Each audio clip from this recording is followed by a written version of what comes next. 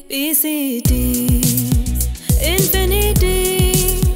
PCTs, infinity. PCTs, infinity.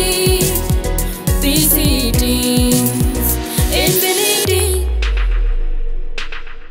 नमस्कार मित्रांनो, PCTच्या 90.4 FM हा आपला कम्युनिटी रेडिओ आहे, ज्याचं नाव आपण इन्फिनिटी 90.4 FM असं नावाने आपण या FM ला ओळखतो. तर या FM ला सुरुवात होऊन बरेच दिवस झालेले आहेत. नुकतेच गुगल प्लेवरती आपले 10,000 डाउनलोड्स हे झालेले आहेत. तर आमची अशी अपेक्षा आहे की श्रोते म्हणून आपण सर्वांनी इन्फिनिटी 90.4 FM ला भरपूर प्रतिसाद दिलेला आहे, तो यापुढेही द्यावा. आणि इन्फिनिटी 90.4 FM च्याच थ्रू आपण एक कार्यक्रम पॉडकास्टचा हा नेहमी घेऊन येत असतो. तर त्या संदर्भातच आपल्याकडे आज 5वा पॉडकास्ट आपण शूट करतोय. त्यासाठी आपल्याकडे नवीन आपले गेस्ट आलेले आहेत, जे पिंपरी चिंचवड कॉलेज ऑफ इंजिनिअरिंगच्या यंत्र अभियांत्रिकी विभागाचे 2018 बॅचचे पासआउट आहेत. यश कमलाकर ढाके असं त्यांचं नाव आहे. सध्या ते डसॉ सिस्टीम्स या कंपनीमध्ये 3D excite industry process consultant या पदावर काम करतायत. त्यांच्याशी आज आपण निवांत गप्पा मारूयात. त्यांचे कॉलेजचे अनुभव काय, त्यांचा प्रोफेशनल अनुभव आता काय. नुकतेच त्यांनी मला सांगितल्यानुसार 7 वर्षांची सर्व्हिस त्यांची पूर्ण झालेली आहे. तर त्यांच्याबद्दलचे सगळे इन्साइट, सगळे अनुभव आज आपण जाणून घेऊयात. यश, सर्वप्रथम तुझं स्वागत आपल्या या पॉडकास्टमध्ये. हा 5वा पॉडकास्ट आपण शूट करतोय. तर तुझ्या माहितीसाठी मी सांगतोय की लास्ट पॉडकास्ट, आपला शेवटचा पॉडकास्ट आपण प्रवीण रंधाळे सरांसोबत शूट केला. ते पण आपले अल्युमनाय आहेत, ते युट्यूबर म्हणून चांगलं काम करतायत. तर त्यामुळे आपला जो श्रोत्यांचा किंवा जे चाहते आहेत, आपले जे प्रेक्षक वर्ग आहेत, त्याचा बेस हा वाढलाय. आता आपला पॉडकास्ट हे कदाचित 10वी 11वी ची मुलं जे भविष्यात इंजिनिअरिंगला ऍडमिशन घेतील असे विद्यार्थी आपला पॉडकास्ट बघतात, पॅरेंट्सही बघतात, आणि इंजिनिअरिंग फील्ड मधले जे काही इंडस्ट्री मधली लोक आहेत, प्रोफेसर्स आहेत, ही सुद्धा बघतात. तर या सगळ्या लोकांना कळणार अशा भाषेत तू सध्या काय करतोय है ना, याबद्दल थोडक्यात किंवा विस्तृतपणे माहिती दिली तरी चालेल. Thank you first of all sir, तुम्ही मला इथं इन्व्हाइट केलं त्याच्याबद्दल. आणि मी खरंच खुश आहे की मी कॉलेजला आणि स्टुडंटसाठी काही करू शकतो. सध्या मी, तुम्ही जसं सांगितलं, 3D excite industry process consultant म्हणून काम करतोय आणि मला 7 वर्ष झाली डसॉल्ट सिस्टीम्समध्ये. सो 18 जूनला मी 7 वर्ष पूर्ण केले. So as part of this role 3D excite industry process consultant, मी 3D एक्साइट हा आमचा ब्रँड आहे डसॉल्ट सिस्टीमचा, जो AR VR मार्केटिंग कॉन्टेंटवरती काम करतो for our engineering customers. So त्याच्यासाठी मी automotive, aerospace, CPGR industries, consumer product industries या इंडस्ट्रीजच्या कस्टमरसाठी वेगवेगळा इमर्सिव्ह कॉन्टेंट क्रिएट करतो आणि त्यांच्यासाठी आपले सॉफ्टवेअर सोल्युशन्स सेल करण्यासाठी हेल्प करतो. सो हा टेक्निकल सेल्स रोल आहे आणि त्याच्यामध्ये मी माझ्या ग्लोबल कस्टमर सोबत काम करतो, ग्लोबल कलिग सोबत काम करतो आणि त्यांच्या थ्रू आपले जे इंडियन कस्टमर्स आहेत किंवा ग्लोबल कस्टमर्स आहेत, त्यांना जे 3D एक्सपिरियन्सची जी व्हॅल्यू आहे ती समजवण्यासाठी मदत करतो. सो अशा प्रकारे तो माझा जॉब रोल आहे. आणि तो मी हिंजवडीत आहे माझे ऑफिस, आणि त्या ऑफिसमध्ये आमचा इथं हिंजवडीमध्ये, just to give some background, इथे R&D, सर्व्हिसेस, सेल्स असे 3 युनिट्स आहेत डसॉल्ट सिस्टीमचे. आणि त्यामध्ये मी या 3D एक्साइट डोमेनमध्ये काम करतो. अच्छा, ठीक आहे. सध्याचा तुझा जॉब रोलला खरंच एक्साइटिंग आहे. पुढे प्रश्न विचारायला मलाही आनंद आहे. आता भरपूर तू इनपुट्स दिलेले आहेत की काय काय तुझ्या या क्षेत्राबद्दल प्रश्न मी विचारू शकतो. तर सुरुवातीला या पॉडकास्टला आपण तुझ्याबद्दल माहिती घेणारच आहोत, तू सध्या काय करतोय. पण तत्पूर्वी, you are alumni of PCCOE mechanical department. तर या कॉलेजमध्ये तुझी एंट्री कशी झाली, ऍडमिशन प्रोसेस जी असते आपली, तर ती कशी ऍडमिशन प्रोसेस होती आणि तुला मेकॅनिकल डिपार्टमेंट कसं भेटलं, किंवा तू स्वतः ऑप्शन फॉर्म भरून हेच डिपार्टमेंट पाहिजे असं ठरवलं होतंस, त्या प्रोसेसबद्दल थोडी एक माहिती आम्हाला द्या. Sure, definitely. सो 2014 मध्ये मी ऍडमिशन घेतली होती मेकॅनिकल इंजिनिअरिंगसाठी PCCOE मध्ये. सो तेव्हा आमच्या वेळेस आमची बॅच होती ज्याला JEE होती, आमच्या बॅचला specifically JEE compulsory, JEE compulsory होती. सो JEE मध्ये ऍडमिशन मध्ये मार्क्स मिळून मी ऍडमिशन फॉर्म भरला होता आणि फर्स्ट नंबरवर PCCOE आणि मेकॅनिकल डिपार्टमेंट हे माझा फर्स्ट नंबर होता. फर्स्ट प्रेफरन्स होता. आणि सेकंड प्रेफरन्स दुसरे कॉलेजेस होते, सेकंड, थर्ड, फोर्थ अशा प्रकारे. आणि PCCOE मध्ये मला आधीपासून म्हणजे माझे जे सिनियर्स होते त्यांच्या थ्रू माहिती होतं की आपल्या पिंपरी चिंचवडचं हे बेस्ट कॉलेज आहे, त्यामुळे फर्स्ट प्रेफरन्स होता आणि मला तोच मिळाला. सो मी खूप खुश होतो की फर्स्ट लिस्टमध्येच मला PCCOE मिळालं. आणि त्याहूनही अजून चांगलं म्हणजे मला TFWS मध्ये ऍडमिशन मिळाली होती. अच्छा. So TFWS is tuition fee waiver scheme, जी एक स्कीम आहे ज्याच्या थ्रू मेरिट कॅन्डिडेट्सला ट्युशन फी वेवर असते. सो त्यामध्ये मी टॉप 5 मध्ये होतो ज्यांना PCCOE मध्ये ती TFWS मिळाली होती. सो त्या प्रकारे माझं ऍडमिशन 2014 मध्ये झाली PCCOE मध्ये आणि मेकॅनिकल डिपार्टमेंट मध्ये मी आलो. बरोबर. तर यावरून असं लक्ष येतं की तुला मेकॅनिकल इंजिनिअरिंगच करायचं होतं, हे तुझं आधी ठरलेलं. हो, येस. बरोबर. तर मेकॅनिकल इंजिनिअरिंग मध्ये ऍडमिशन घेतल्यानंतर फर्स्ट इयरला तर सर्व विषय आपले कॉमन असतात, बरोबर. त्यामध्ये ब्रांचचं असं डिफरन्सिएशन नसतं. पण जेव्हा तू फर्स्ट इयर नंतर सेकंड इयरला ऍक्च्युअली मेकॅनिकल डिपार्टमेंटमध्ये आला, तर तेव्हा कुठला होता तुझा आवडीचा विषय की जो तुला शिकण्यात खूप इंटरेस्ट आला, किंवा शिकणं सुरू झाल्यानंतर जे 4-5 विषय आपण थर्ड सेमला शिकतो त्यामध्ये तुला इंटरेस्ट डेव्हलप झाला, असा कुठला विषय आहे थ्रू आउट इंजिनिअरिंग नाव, from second year to final year? I think माझे विषय सगळेच फेवरेट होते असं मी म्हणेन. बट मोस्ट फेवरेट असं जर मी म्हटलं आता जर एक विषय चूज करायचा असेल तर मी प्रॉडक्ट डिझाईन अँड डेव्हलपमेंट हा विषय चूज करेल. कारण तो विषय असा होता जो खूप एकदम क्लोज टू माय हार्ट असं म्हणू शकतो आपण. आणि मी डिझाईन मध्ये पहिल्यापासूनच खूप इंटरेस्टेड होतो. Even before joining mechanical engineering मी बरंच डिझाईन करायचो. सो 12वीच्या सुट्टीमध्ये बरंच डिझाईन केलंय, 10वीच्या सुट्टीमध्ये बरंच डिझाईन केलंय. आणि त्या थ्रू माझा जो डिझाईन मध्ये इंटरेस्ट होता तो मी प्रॉडक्ट डिझाईन अँड डेव्हलपमेंट त्याला एक प्रोफेशनल रूप दिलं मला त्या सब्जेक्टने.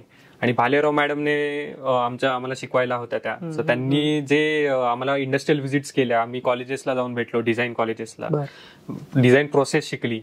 आणि त्यामुळे although all subjects R favourite but PDD is the most favourite असं मी म्हणेन. हा विषय तेव्हा इलेक्टिव्ह होता की कंपल्सरी कोर्स? तेव्हा इलेक्टिव्ह होता हा विषय.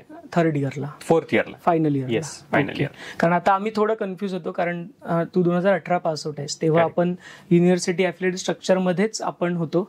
आता आपण अफिलिएटेड आहोत पण आपण ऑटोनॉमी घेतलेली आहे, अकॅडमिक ऑटोनॉमी. त्यामुळे आता बरेच विषय हे शफल झाले, त्यामुळे कदाचित विचारताना काही प्रश्न माझे ऑटोनॉमी रिलेटेड असू शकतील. तर ते नसतील तर you can tell me about की नाही सर हे आमच्या वेळी नव्हती ही पद्धत. करेक्ट.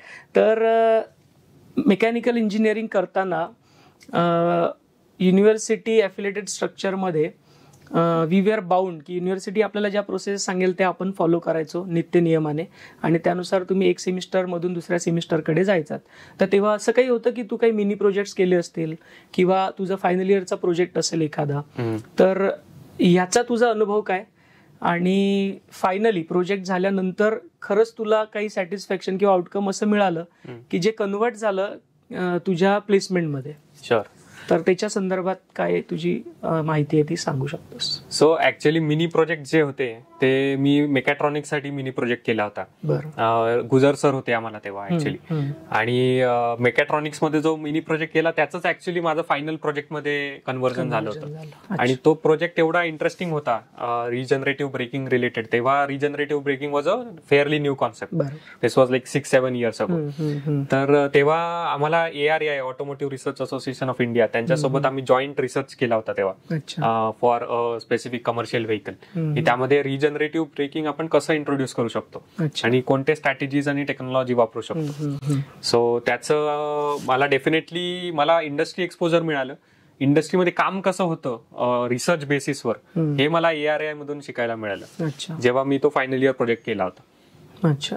ARAI कुठे? पौडच्या इथे? पौडला, automotive research association of India. Okay, ठीक आहे. तर इंजिनिअरिंग बद्दल बऱ्यापैकी प्रश्न विचारलेत. काही आहेत का असे लेसन्स की जे तुला पाठ राहिलेत इंजिनिअरिंग झाल्यानंतर आणि जे अजूनही तुझ्या लाईफमध्ये कामात येत आहेत?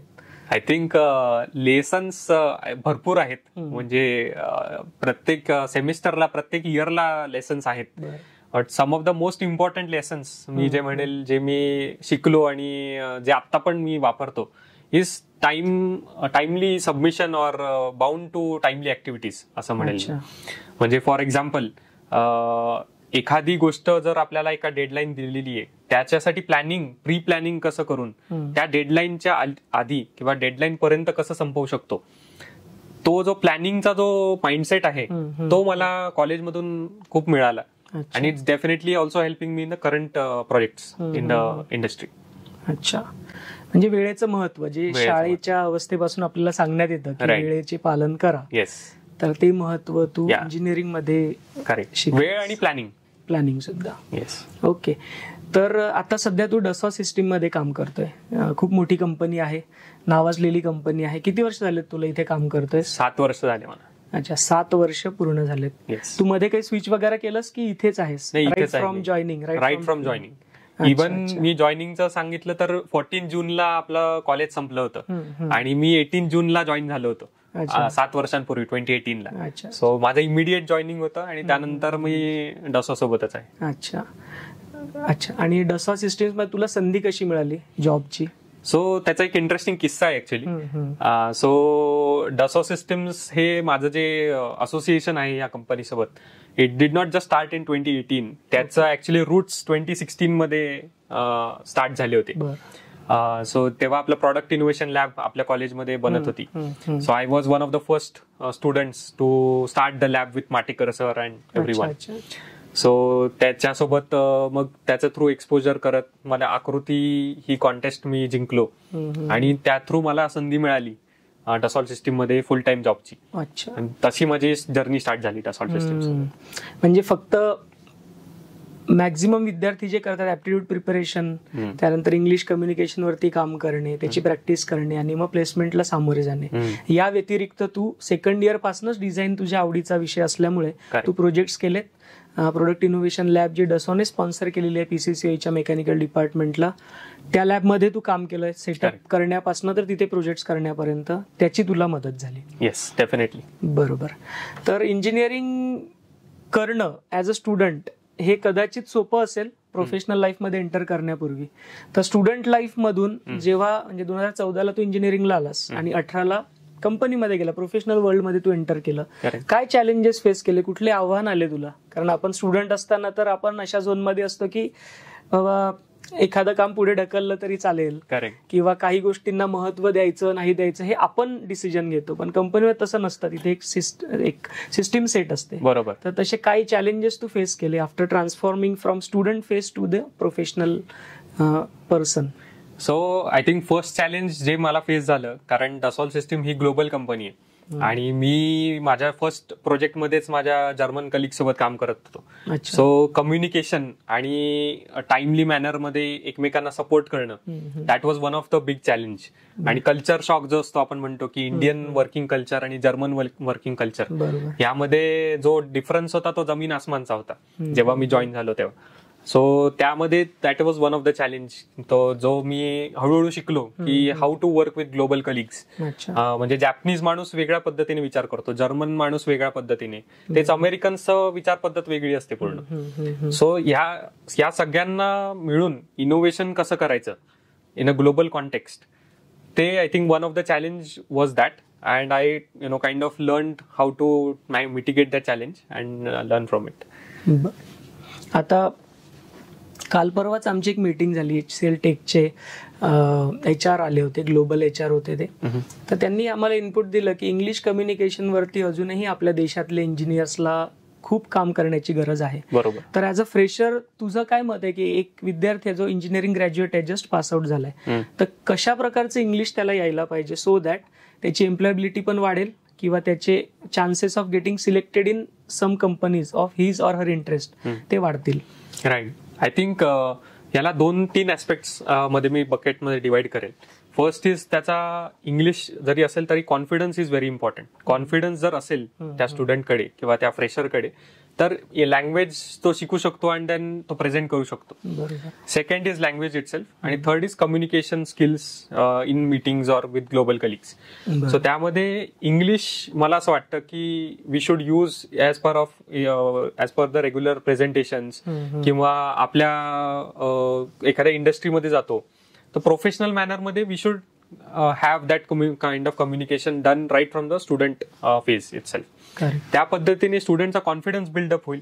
ते वेगवेगळे प्रेझेंटेशन्स करू शकतात, इंटर डिपार्टमेंटल प्रेझेंटेशन्स, दुसऱ्या कॉलेजमध्ये जाऊन प्रेझेंटेशन्स करू शकतात. त्या पद्धतीने जर ते करू शकले तर त्यांचा कॉन्फिडन्स वाढेल आणि जेव्हा इंडस्ट्रीमध्ये जाणार ते आर ऑलरेडी रेडी आणि ते त्या माइंडसेटमध्ये आहे ऑलरेडी. बरोबर. सो यात मला ऍड करावं असं वाटतं, बहुतेक इंग्लिश कम्युनिकेशन हे काही मोठी अशी गोष्ट नसेल किंवा नाहीये, कारण मला वाटतं हा वेळेचा भाग आहे.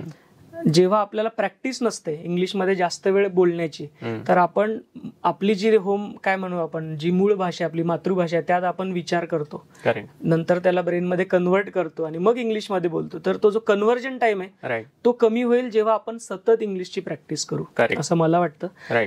पीसीसी मध्ये असताना तू नॉलेज तर भरपूर घेतलं असणार. जवळपास आपण ऍज अन इंजिनिअरिंग ग्रॅज्युएट 50 ते 55 किंवा 60 विषय इलेक्टिव्ह पकडून शिकतो. बरोबर. तर यामध्ये तू काही स्किल्स अवगत केले असतील, नॉलेज सुद्धा घेतलं असेल. ते 2018 सालचं नॉलेज आज 7 वर्षानंतरही 2025 मध्ये कसं काय तू अप्लाय करू शकतोय, किंवा अशा काही स्किल्स किंवा गोष्टी आहेत का की जे तू तेव्हा शिकलेलास but still you are applying नाव? कारण बऱ्याच ठिकाणी आपण ऐकतो की ते मॅथमॅटिक्सचे ट्रिग्नोमेट्रीचे फॉर्म्युलेज आणि काय ते जॉमेट्रीचे काही फॉर्म्युलेज ते कधीच कामात येत नाही असं बोलल्या जातं. पण इंजिनिअरिंग मधले जे काही बेसिक नॉलेज किंवा स्किल्स आहेत जे सॉफ्टवेअर रिलेटेड आता तू काम करतोय, तर असे काही आहेत का जे अजूनही तू ज्या कामात पडतोय तू वापरतोयस?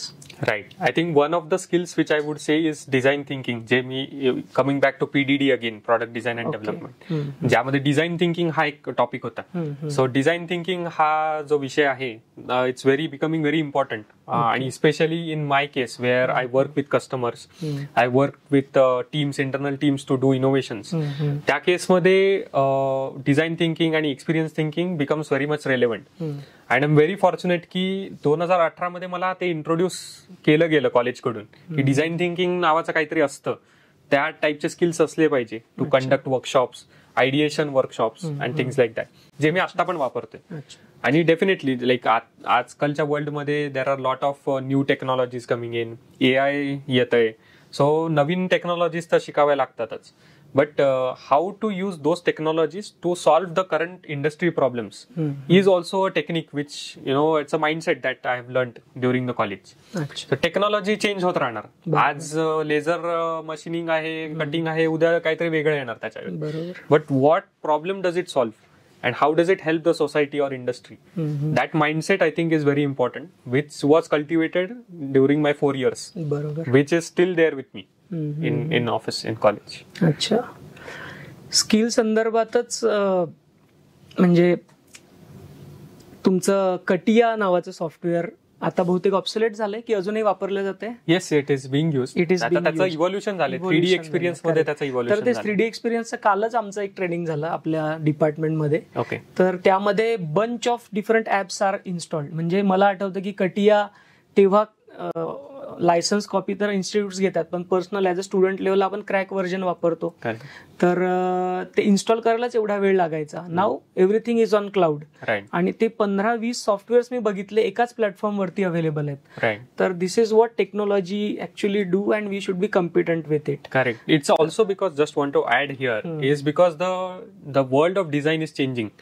आधीचं जे डिझाईन होतं इट वॉज लाईक एक वर्कस्टेशन लागणार, त्याच्यासाठी जो 4-5 लाखाचा कम्प्युटर असणार आणि then you have to design something. But today's design is going towards more of a holistic design. म्हणजे मी डिझाईन फेज मध्येच माझं सिम्युलेशन कसं मिक्स करू शकतो, मॉड सिम अप्रोच जो आपण म्हणतो, मॉडेलिंग अँड सिम्युलेशन एकत्र कसं करू शकतो. And all of these possibilities are only possible with cloud. Cloud computing मध्ये जर मी हे सगळं करू शकलो तर तशा प्रकारे आपलं हे इव्हॉल्व्ह होते. Design as a kind of fraternity is evolving in that way. Correct. यामध्ये त्यांच्या आवडीच्या कंपनीमध्ये हा जॉब मिळतो.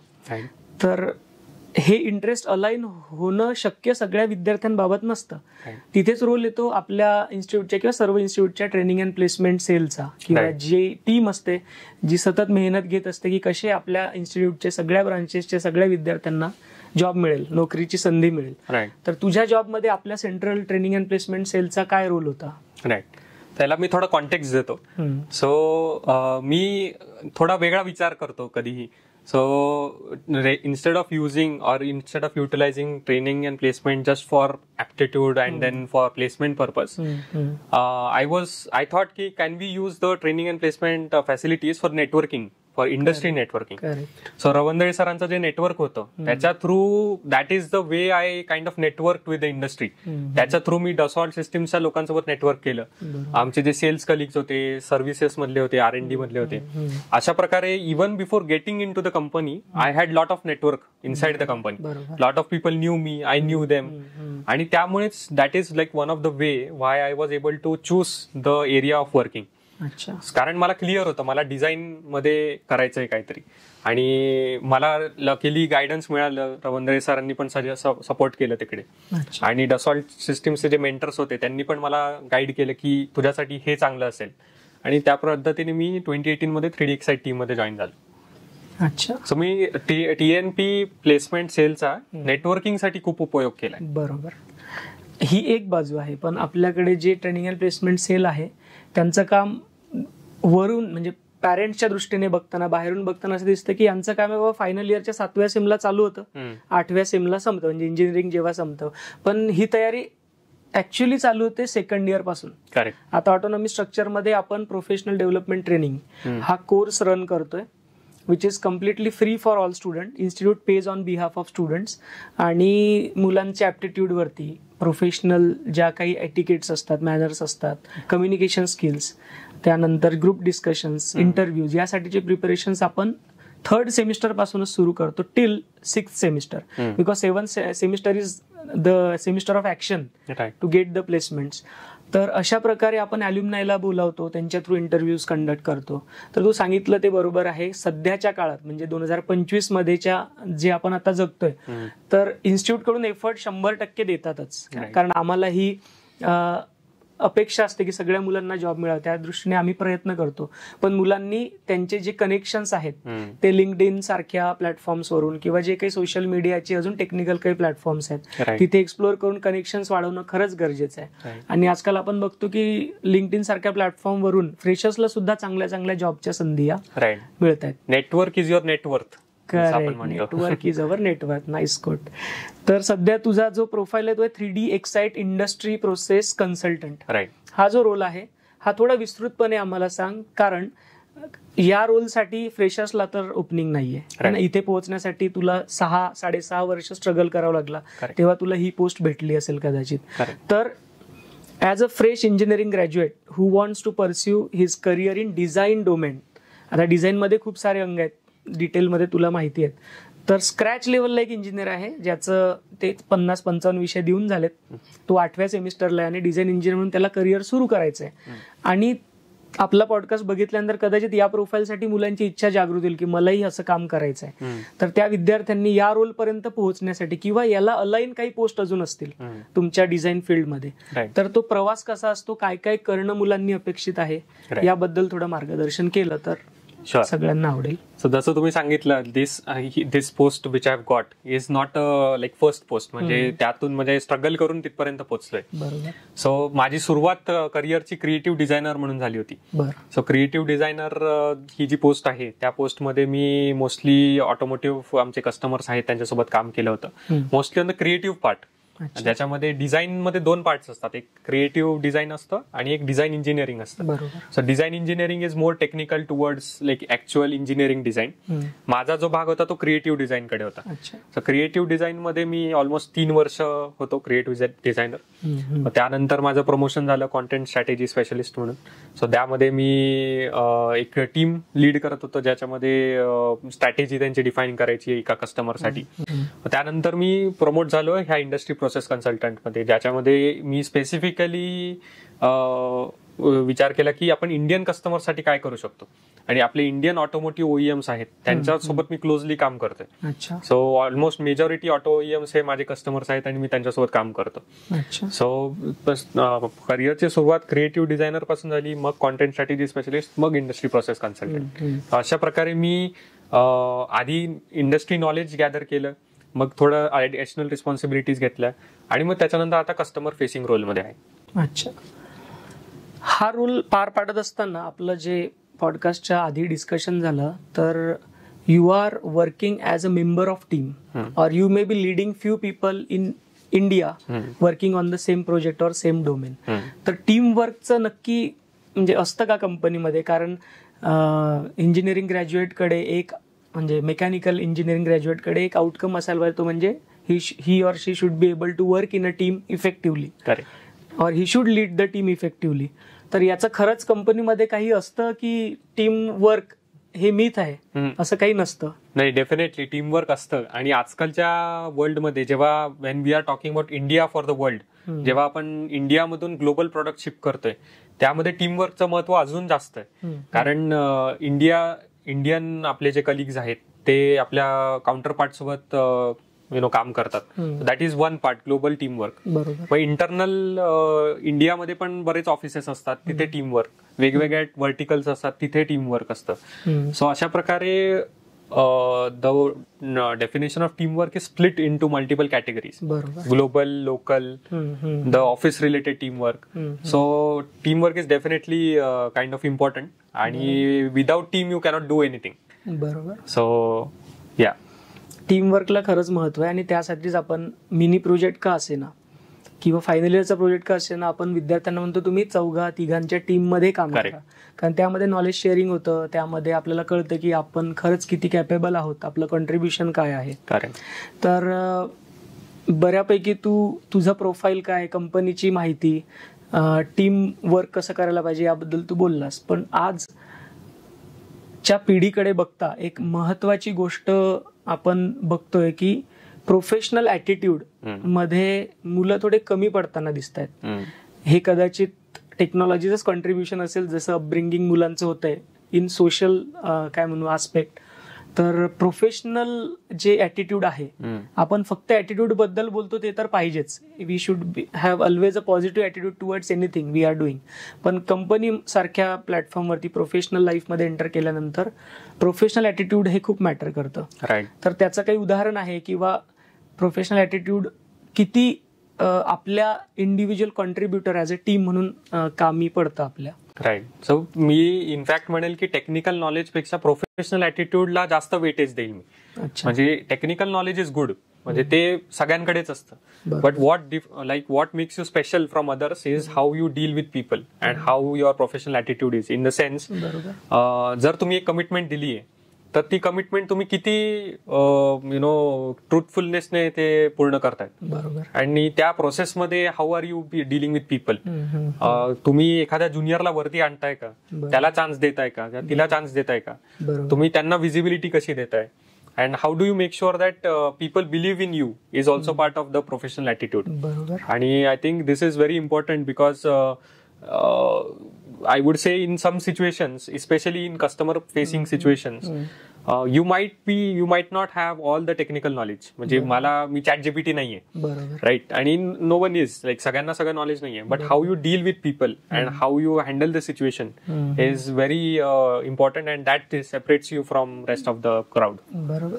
Correct me if I am wrong, पण प्रोफेशनल ॲटिट्यूड डेव्हलप करण्यामागे कदाचित ग्रॅज्युएशनच्या पिरियडमध्ये आपण जे विद्यार्थ्यांना सांगतो की तुम्हाला 75% अटेंडन्स कंपल्सरी आहे, you have to complete the assignments, or नाव formative assessments are there in our institute, ह्याची डेडलाईन असते, त्याच्या आतच तुम्ही पार पाडा, you should be in complete uniform. Right. तर ह्या पण गोष्टी कदाचित कॉन्ट्रीब्युट करत असतील to become a professional having that attitude. Exactly. तुम्ही जे पॉईंट सांगितला की इव्हन जेव्हा कॉलेजमध्ये आपण होतो, अँड लाईक PCCA जो आपला एक रूल आहे की you should be in uniform, that is kind of a subconscious way to make sure that the attitude is there. Correct. Because even like when I go to some meetings and all that, you have to be professional, like you cannot go like in a casual approach, right? Because then it's a business meeting, it's all related with money and then deals and all that.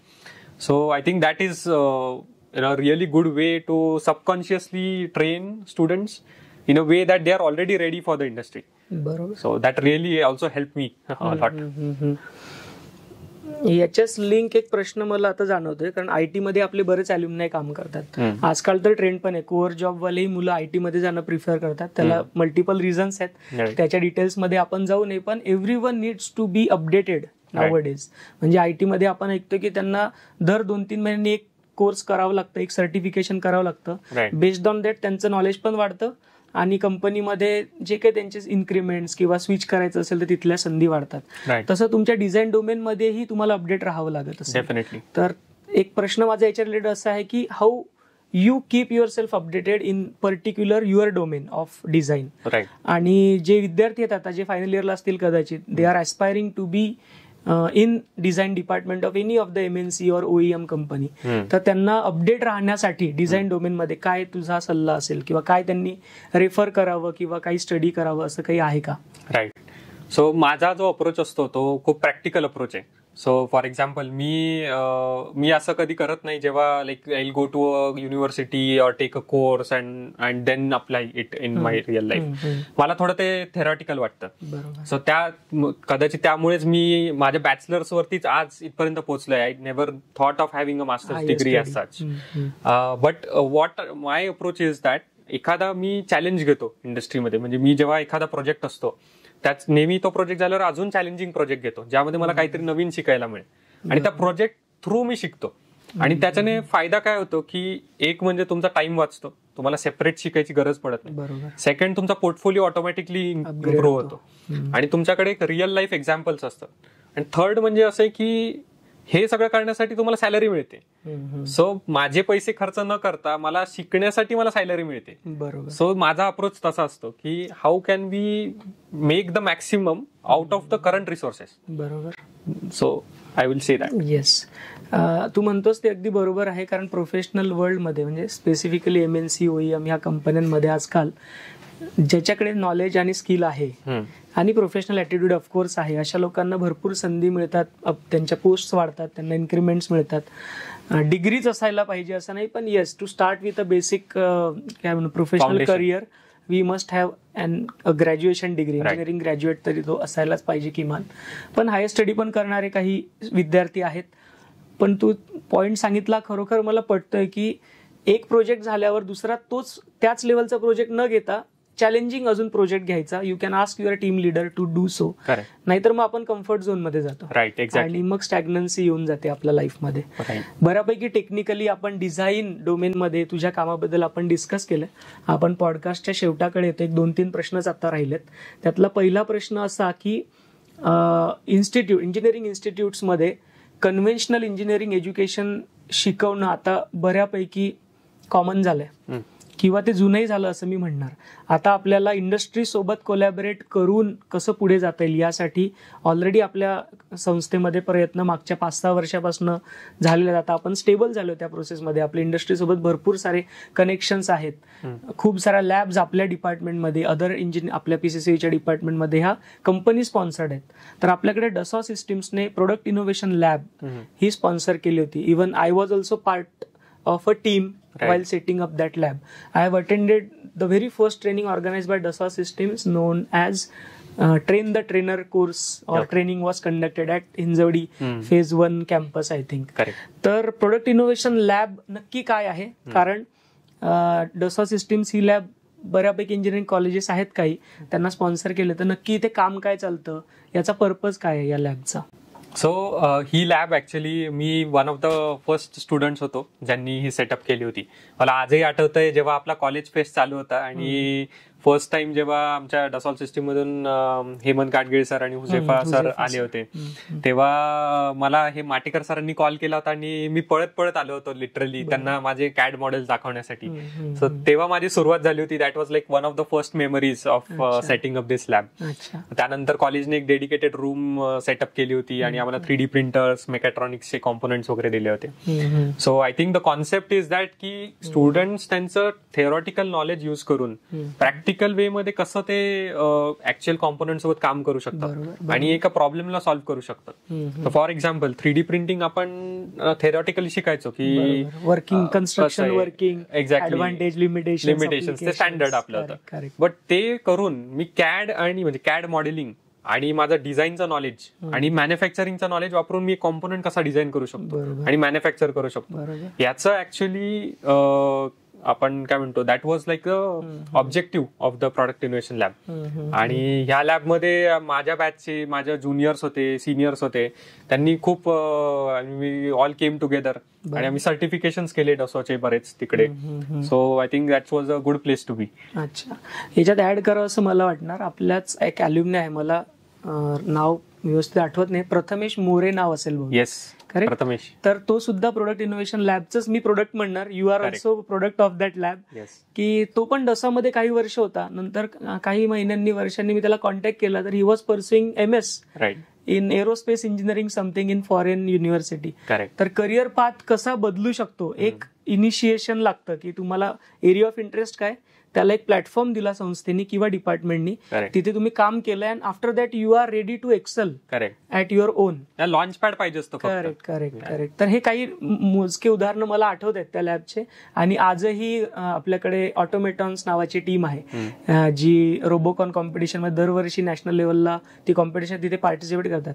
ते विद्यार्थी आजही PIL lab ही 24/7 use करतात. So that lab is still being utilised by students of all departments नाव. Robocon मध्ये other डिपार्टमेंटचे विद्यार्थी हे सहभाग घेतात. तर पॉडकास्टच्या शेवटाकडे आपण येतोय. शेवटचा प्रश्न विचारण्यापूर्वी, आकृती नावाची कॉम्पिटिशन ही डसॉ सिस्टीम ऑर्गनाईज करत असते, दरवर्षी करते बहुतेक. मागच्या वर्षापर्यंत ती इंडिया पुरतीच मर्यादित होती, यावर्षी बहुतेक ती काहीतरी ग्लोबल लेवलला ऑर्गनाईज होते. म्हणजे students from engineering institutions or universities from all over the globe will be participating. Now the competition has been tough. पण माझ्याकडे एवढंच नॉलेज आहे, यापेक्षा जास्त इन डिटेल्स माझ्याकडे नाही आहेत. तर ही कॉम्पिटिशन नक्की काय, याचं स्वरूप काय, काही डेडलाईन्स आहेत रजिस्ट्रेशनच्या, किंवा काय नक्की ही कॉम्पिटिशन आहे ज्याचा फायदा विद्यार्थ्यांना त्यांच्या रिझ्युमे स्ट्रॉंग करण्यासाठी किंवा करिअर एन्हान्समेंटसाठी होईल, इंजिनिअरिंग जे स्टुडंट्स आहेत त्यांना. तर त्याबद्दल माहिती दिली तर बरेच विद्यार्थी जे आपला पॉडकास्ट बघतील तर त्यांना मदत होईल आणि त्या कॉम्पिटिशनमध्ये सहभाग ते घेऊ शकतील. Right, definitely. सो आकृती जसं तुम्ही सांगितलं ही एक डिझाईन कॉन्टेस्ट आहे जी डसॉ सिस्टीम मागच्या 12-13 वर्षांपासून रन करते. आणि this year it has gone like global. 50+ countries participate करतायत. युनायटेड स्टेट्स, जर्मनी, युरोप मधले, ऑस्ट्रेलिया, साऊथ ईस्ट एशिया आणि इंडिया ऑफकोर्स. इव्हन जे मिडल ईस्टच्या कंट्रीज आहेत ते पण पार्टिसिपेट करतात. सो असे यावेळेस त्यामुळे कॉम्पिटिशन खूप टफ आहे. But before going to the competition itself, like माझं जे करिअर आहे ते actually kind of I contribute some of its credit to Aakruti. Okay. So Aakruti ही कॉम्पिटिशन 2016 मध्ये मी फर्स्ट टाइम पार्टिसिपेट केलं होतं. आणि तेव्हा मी कटिया फॅन आहे, डाय हार्ड. लाईक मी सॉलिडवर्क्स कधी वापरलं नव्हतं आणि ती कॉन्टेस्ट सॉलिडवर्क्स वर होती. सो तेव्हा मला कम्फर्ट झोनच्या बाहेर एक्झाम. आणि मी म्हटलं तर मी करणार नाही, कारण मला कटिया येतं, फक्त मी सॉलिडवर्क्स नाही करणार. आणि तेव्हा आमचे हेमंत काटगे सर जे आहेत डसॉ सिस्टीमचे, त्यांनी एकदा आले होते आपल्या कॉलेजमध्ये आणि त्यांनी मला एनकरेज केलं की तू पार्टिसिपेट तर कर. कारण त्यांनी माझे डिझाईन्स बघितले होत्या, म्हणजे जे आपल्या लॅब्स वगैरे मध्ये लावले ते डिझाईन्स ते त्यांनी बघितलं होतं. सो त्यामुळे मी पार्टिसिपेट केलं. मी टॉप 10 मध्ये होतो, but I did not win the contest. मला ते इंटरेस्टिंग वाटलं की चला काहीतरी प्लॅटफॉर्म मिळतोय. नेक्स्ट इयर मी पार्टिसिपेट केलं परत. मी ट्विन्स आहे, माझी बहीण आहे, ती पण कॉम्प्युटर डिपार्टमेंट मध्ये होती, आपल्याच इकडे होती. आम्ही दोघांनी मिळून पार्टिसिपेट केलं आणि मग त्या वर्षी मी जिंकलो ती कॉम्पिटिशन. हे कुठलं फायनल इयर होतं? फायनल इयर होतं. अच्छा. सो 2017 मधली कॉम्पिटिशन मी जिंकलो. सो तेव्हा मग त्या कॉम्पिटिशन थ्रू मला जॉब ऑफर पण मिळाली आणि मी US ला पण गेलो होतो आमचा डिझाईन प्रेझेंट करण्यासाठी. सो लॉस एंजलिसला मला चान्स मिळाला होता जाण्यासाठी. आणि मग तसा रूपी माझी आकृतीची ही जर्नी सुरू झाली. आणि मी आता पण व्हॉलंटिअरिंग करतो आकृतीसाठी ऑफिसमध्ये, म्हणजे to give back to the society and to give back to those people who help me. So तसं तर माझी जर्नी होती. But coming back to the contest, Aakruti ही कॉन्टेस्ट यावेळेस ग्लोबल आहे आणि ती 15 जुलै त्याची रजिस्ट्रेशन डेडलाईन आहे. 15 जुलै 2025. येस. आणि it's a competition which is focused on sustainability. So त्याचे 4 थीम्स आहेत आणि स्टुडंट्सला सॉलिडवर्क्स, कटिया जे सॉफ्टवेअर ते ज्याच्यात कम्फर्टेबल आहे ते युज करून त्यांना सोल्युशन्स डिझाईन करायचे. सो यावेळेस आणि एक्स्ट्रा ऍडिशनल कॉम्पोनंट असा आहे की जो स्टुडंट टॉप मध्ये राहणार यावेळेस त्याला पण यावेळेस US ला जायचंय आणि US मध्ये फिनाले होणार आहे यावर्षी. Final round will be there in US. So it's a very good opportunity for students. जर ते करू शकले आणि टॉप 3 मध्ये असतील तर 3 टीम्स इंडियामधून जातील, 2 किंवा 3 टीम्स, जे 2026ला फेब्रुवारीमध्ये टेक्सासमध्ये होणारे इव्हेंट त्याला ते जातील आणि तिकडे ग्लोबली कम्पीट करतील ते. सो ठीक आहे. पण की खूप भारी ना की इंजिनिअरिंग मध्ये पाहिजे त्या डोमेनमध्ये ऍडमिशन मिळणे, डिझाईन मध्ये काम करणे, आकृतीसारखी कॉम्पिटिशन मध्ये सहभाग घेऊन तिथे रिप्रेझेंट करायला मिळणे, असा प्रवास मला असं वाटतं सगळ्या विद्यार्थ्यांचा व्हावा. है ना? भारीच. I think me I am very lucky की मी या कॉलेजमध्ये ऍडमिशन घेतली आणि मला राईट मेंटर्स मिळत गेले. म्हणजे मला जर माटेकर सरांनी त्या दिवशी फोन केला नसता तर कदाचित मी इथं नसतो. बरोबर. So correct. ह्या सगळ्या गोष्टी आहेत. चालेल, आपण पॉडकास्टच्या शेवटाकडे आलोय. शेवटचा प्रश्न जो आम्ही सगळ्या अल्युमनाईजला विचारतो, जे पॉडकास्टला येतात किंवा जे पर्सनली भेटायला सुद्धा येतात. आता जे इंजिनिअरिंगला विद्यार्थी शिकतायत फर्स्ट इयर पासनं, आता फर्स्ट इयरला तर ऍडमिशन होतील 2025-26च्या, ते फायनल इयर पर्यंत जे विद्यार्थी शिकतायत किंवा जे विद्यार्थी पासआउट झालेत, who are freshers having minimum 1 year of experience, या विद्यार्थ्यांना तुझा काय बिईंग अल्युमनाय किंवा सिनियर म्हणून तुझा ज्युनियरसाठी काय सल्ला असेल किंवा काय गायडन्स असेल? मी 1-2 वर्ड्स मध्ये सांगेल, बी पॅशनेट. म्हणजे तुम्ही जे काम करताय, तुम्ही जे शिकताय त्याच्यासाठी पॅशनेट राहा.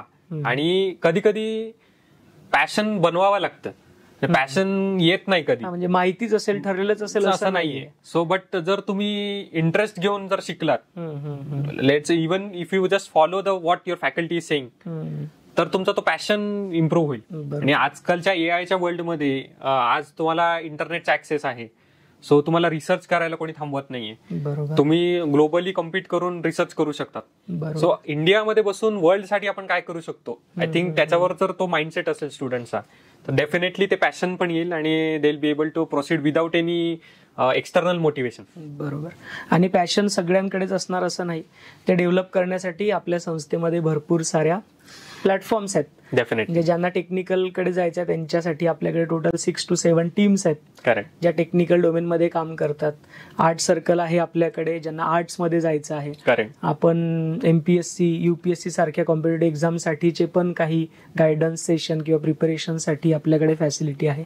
तर हे सगळे प्लॅटफॉर्म्स वापरून one student can get what exactly his area of interest is. Right. त्यामध्ये त्याचं पॅशन कदाचित डेव्हलप होऊ शकतं. आणि याचा मॅक्सिमम वापर करावा. म्हणजे याचा जर वापर केला नाही तर it's a waste of time. बरोबर. कारण सिस्टीम तर सगळ्यांसाठी सेम आहे ना. एक्झाम सगळ्यांना द्यायचे, ऍडमिशन सगळ्यांना घ्यायची. एक्झॅक्टली. हे तर सुरूच राहणार. Apart from this, what extra curricular and co curricular activities you perform. Correct. त्या बेसिसवरती बऱ्यापैकी आपलं पर्सनॅलिटी डेव्हलप होऊ शकते आणि बऱ्याचशा संधी ओपन अप होतील. डेफिनेटली. यश, भरपूर गप्पा मारल्या, खूप सारे इन्साइट्स मिळाले. डिझाईन डोमेन बद्दलचं तुझं काय काम सध्या चालू आहे, तुझ्या कॉलेजच्या आठवणी काय आहेत, खूप छान आपलं डिस्कशन झालंय. तर धन्यवाद पॉडकास्टला वेळ दिल्याबद्दल. विस्तृत आपली चर्चा झाली आणि वेळ दिल्याबद्दल थँक्यू. Thank you very much.